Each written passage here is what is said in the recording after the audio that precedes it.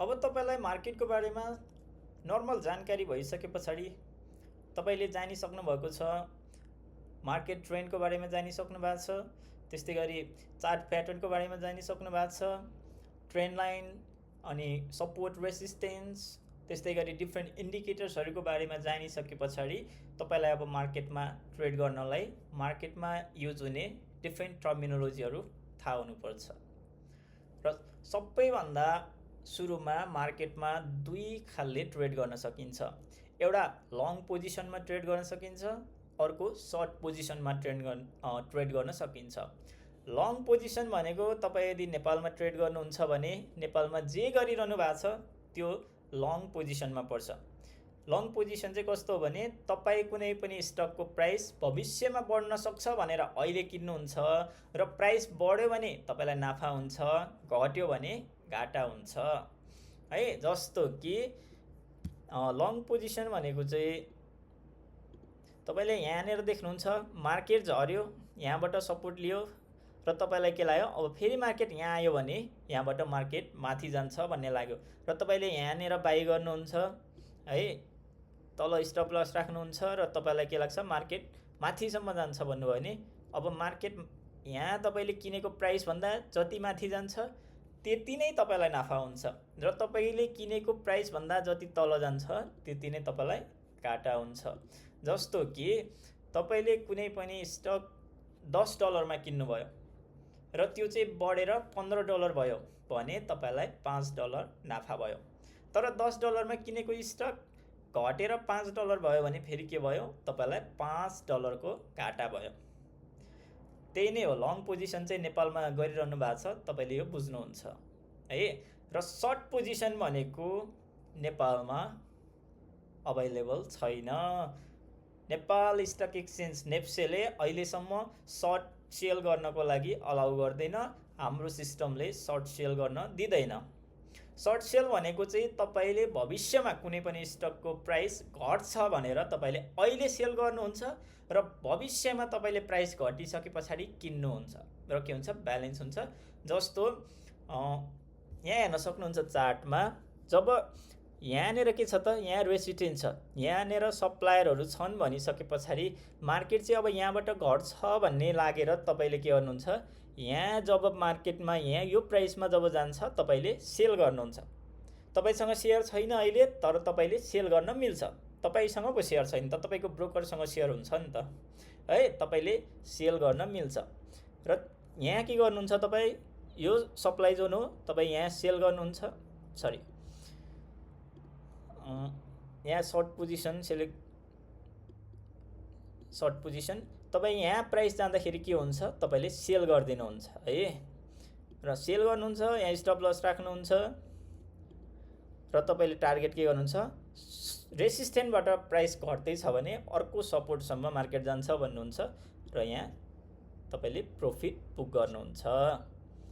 जस्तो अघिको जुन इक्जाम्पल थियो लङ पोजिसनमा, सर्ट पोजिसनमा के हुन्छ, कुनै पनि स्टक $10 ट्रेड हुँदैछ, अब तपाईँलाई लाग्छ यसको प्राइस चाहिँ घटेर $5 हुन्छ भन्ने लाग्यो भने तपाईँले सेल गरिदिनुहुन्छ। र यदि घटेर $5 आयो, $10 को सेयर $5 आयो भने तपाईँले $5 नाफा गर्नुहुन्छ। तर तपाईँले $10 सेल गर्नुभयो तर प्राइस चाहिँ तपाईँले सोचेअनुसार भएन, प्राइस चाहिँ $10 बढेर $15 भयो भने अब तपाईँले के गर्नुहुन्छ, $5 गुमाउनुहुन्छ। प्राइस बढ्दाखेरि तपाईँले गुमाउनुहुन्छ भने त्यसलाई भनिन्छ सर्ट पोजिसन अथवा सर्ट सेल। यो नेपालमा छैन तर अबको 1-2 वर्षभित्रमा नेपालमा सर्ट सेल अभाइलेबल हुन्छ, तपाईँले सर्ट सेल गर्न सक्नुहुन्छ। र सर्ट सेलको एउटा फाइदा के हो भने घट्दो बजारमा पनि पैसा कमाउन मिल्छ। तपाईँले ट्रेडर हुनुको एउटै फाइदा हो, नेपालमा त्यो फाइदा अहिलेसम्म छैन तर निकट भविष्यमा यो फाइदा, यो सुविधा नेपाल स्टक एक्सचेन्जले पक्कै पनि ट्रेडरहरूलाई चाहिँ उपलब्ध गराउनेछ र ट्रेडरहरूले बजार बढ्दा पनि र बजार घट्दा पनि पैसा छाप्नेवाला छन् है त। र यो सर्ट पोजिसन र लङ पोजिसन बुझिसके पछाडि तपाईँले बुझ्नुपर्ने अरू भनेको मार्केटमा बाई अथवा सेल जुनसुकै गर्दाखेरि बाई गरे पनि सेल गरे पनि 3वटा टाइप्सको अर्डर हुन्छ। एउटा सुरुमा भनेको मार्केट अर्डर हुन्छ। मार्केट अर्डर भनेको चाहिँ मार्केटमा जति प्राइसमा चाहिँ कारोबार भइराखेको छ, जस्तो तपाईँले कुनै तपाईँले सेयर सेल गर्नु पर्यो भने मार्केटमा जति प्राइसमा बायरहरू छन् ती बायरहरू जतिमा बसेका छन् म चाहिँ त्यही प्राइसमा सेल गरिदिन्छु भनेर तपाईँले मार्केट अर्डर चुज गरेर सेयर सेलमा हाल्नुहुन्छ भने तपाईँले जुन बायरहरू जति प्राइसमा छन् त्यही प्राइसमा सेल हुन्छ। तपाईँले प्राइस हाल्नु पर्दैन, तपाईँसँग कति किता सेयर छ, तपाईँले कति किता सेल गर्न चाहनुभएको त्यो किता मात्रै हालेर तपाईँले सेल गर्नुहुन्छ र मार्केट प्राइसमा सेल हुन्छ। र बाई गर्दा पनि त्यही हो, तपाईँले मार्केट प्राइसमा बाई गर्नुभयो भने सेलर जतिमा बसेको छ तपाईँको अर्डर त्यही प्राइसमा गएर एक्जिक्युट हुन्छ।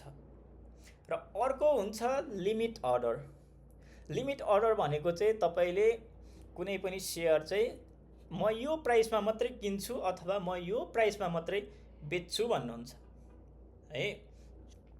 जस्तो तपाईँले यहाँ हेर्न सक्नुहुन्छ, लिमिट भनेको चाहिँ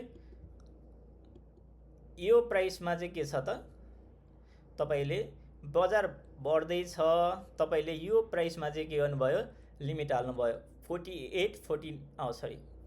46मा 48-46, यो चाहिँ मैले यहाँको प्राइस भने है 48-46मा। यहाँ तपाईँले सेलमा राख्नुभयो भने प्राइस चाहिँ के गर्नुपर्छ त, यहाँसम्मै जानुपर्छ, यहाँ गएर मात्रै सेल हुन्छ। प्राइस चाहिँ यसरी यहाँ मात्रै गयो र यहीँ गएर तल आयो भने चाहिँ तपाईँको अर्डर एक्जिक्युट हुँदैन। तपाईँले 10 रुपैयाँमा सेल गर्न राख्नुभएको छ भने 10 रुपैयाँमा सेल हुनुपर्छ। 9 रुपैयाँ 50 पैसामा पुगेर प्राइस तल आयो भने त्यो अर्डर चाहिँ एक्जिक्युट हुँदैन है। जतिमा राख्नुभएको छ त्यतिमै बाई अथवा त्यतिमै सेल हुन्छ भने त्यो चाहिँ लिमिट अर्डर हो। अर्को अर्डर टाइप्स भनेको चाहिँ स्टप अर्डर्स, जुन नेपाल स्टक एक्सचेन्ज नेप्सीले अहिलेसम्म उपलब्ध गराएको छैन र विदेशमा भने स्टप अर्डर युज गर्न मिल्छ। स्टप अर्डर भनेको चाहिँ मैले जुन अगाडि भने स्टप अर्डर, मार्केट अर्डर र लिमिट अर्डरको मिक्सलाई चाहिँ के भन्छ त, स्टप अर्डर भन्छ। जस्तो कि तपाईँले यहाँनिर के गर्नुभयो, तपाईँको स्टप अर्डर हाल्नुभयो, तर अहिले के हुन्छ त, तपाईँले यहाँनिर स्टप अर्डर हाल्नुभयो, प्राइस तल गयो है, प्राइस तल गयो र माथि तल गएर के भयो त, फेरि माथि आयो, यहाँबाट फेरि माथि आयो भने जब यो प्राइसमा आइपुग्छ, यहाँ आउने बित्तिकै के हुन्छ, त्यो अर्डर चाहिँ तपाईँको मार्केट प्राइसमा चाहिँ सेल अथवा बाई केमा स्टप अर्डर हाल्नुभयो त, तपाईँले यदि यहाँभन्दा प्राइस माथि जान्छ भने चाहिँ तपाईँले के गरेको हुनुपर्छ, स्टप सेल हालेको हुनुपर्छ है। स्टप सेल हाल्नुभएको छ भने स्टप बाई हाल्नुभएको छ भने तपाईँले यहाँ यो प्राइसमा के हुन्छ, स्टप बाई हाल्नुभएको छ भने यो प्राइसमा मार्केट जाने बित्तिकै तपाईँको मार्केट अर्डरमा यहाँ जतिमा पनि चाहिँ सेलमा राखिएको छ त्यो प्राइसमा चाहिँ के हुन्छ, बाई भइदिन्छ है।